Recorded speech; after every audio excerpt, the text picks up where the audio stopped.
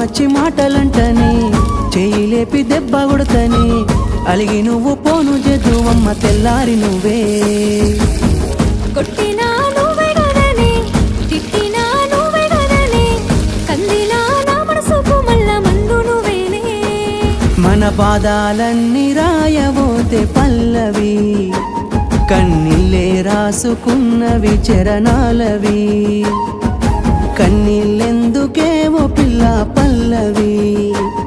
ఈ లచ్చుమయ్య గుండెలు పిరున్నది